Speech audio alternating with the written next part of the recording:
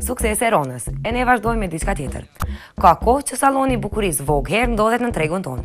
Pas shumë viteve punë, ata së fundmi për t'i dhënë një freskim vetes bën disa ndryshime.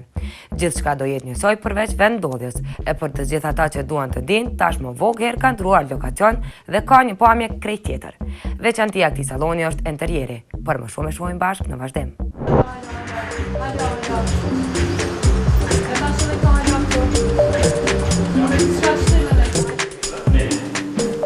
Pamja fizike tek çdo njeri është subjekti kryesor në jetën e tyre. Të dukesh, të veshësh, ndjehesh mirë në trupin tënd, është ëndër për çdo njeri. Të shkosh në një sallon bukurie e të rregullohesh nga flokët grimi e thonjtë, nuk ka relaksim më të madh për femra.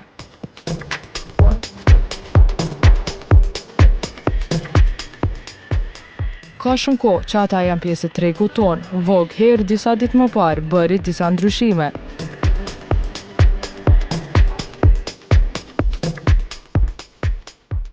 Ata marrën të gjitha me vete dhe u vendosën në një ambient të ri në anën tjetër të qytetit.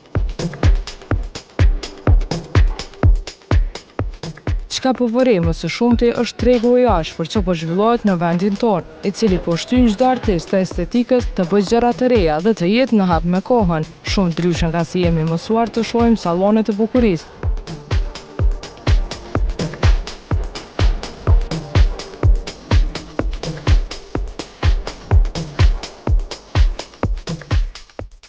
Armendi është përkujdesur në veçanti për interierin, i cili të linte me gojë hapur. Virtual arkitektur kanë emrin, baloni dhe kone. Shpesheni është shumë përdor sane ndryshme, beton, harxume, dru, sane shumë industriale që nuk dalin për modës kur. Edhe që të bojnë munisin shpejt. Se të punë ato lokalet ku shkon edhe të shu se kini përshtypje që përdajnë sa ma shpejt, shumë dritë, jo, ne, jo, nuk të hapin atë përshtypjen e.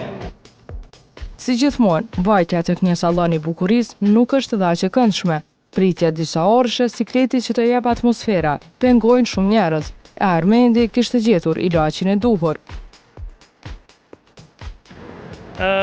Një për arsye, të më hapësira ka qenë një pse na ka vyt, kemi pas nevojë, jo për me pas punë ma shumë, po për rahatin e klienta. Por si duket këtij synimi, Armendi ja arriti. Vendi sa po vinte po mbushej me të ftuar. Pijet, ushqimi e muzika ishin të pranishëm që të ftuarit në këtë hapje të sallonit të ndiheshin sa më komod. Por çka do të ofrojë ky sallon nuk ka ndonjë dallim të madh nga vendi i vjetër. Pasi që kishte vite të tëra në tregun kosovar, salloni Vogue tashmë kishte klientelën e tij. Tregu i egër nuk i bante përshtypje. E këngëtarët tanë të cilët në fillimet e tyre i kanë qëndruar besnik Armendit, kishin gjetur kohë dhe kishin ardhur këtu për ta mbështetur Armendin, e sidomos për ta përgëzuar për këtë sallon maramendës. Jashtëzakonisht po m'pëlqen, ka shumë shihet Armendit, shumë Armend, shumë Vogue, krejt mrena. Po m'pëlqen detajet jashtëzakonisht shumë. Do të thonë shihet që ka menuar për secilin detaj edhe hapësina, edhe ka menuar edhe për rehatin e klientave të unis, për rehatin e karikave, larjes flokëve deri te karikat e pinirimit të prerës, po m'pëlqen gjithçka, jashtëzakonisht shumë. Është shumë unikat edhe shumë kreativ.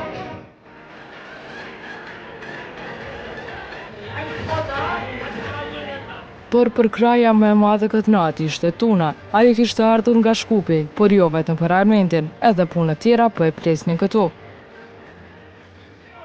E kom ditë që po fjallë për diçka shumë big, diçka shumë urbane, s'ka nevojë me vazhdu me botë. Kom ardhur sot, edhe unë si një klient e thjesht e Vogue, me nderu edhe me qenë pjesë e kësaj hapjes, me besoj që me kom të mbarë kom husët, me kom të mbarë për Vogue edhe gjithmonë besoj që me suksese këna më kom bashkë. Tuna dhe Vogue.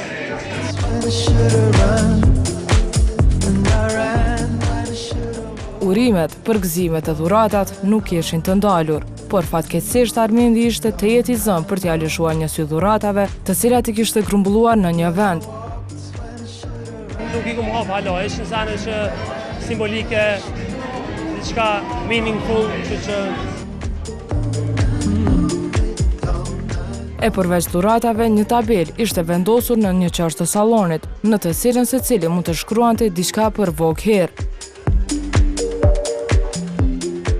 Koha e mirë e atmosfera në nivel bëri që shumë të ftuar të haronin pse kishin ardhur.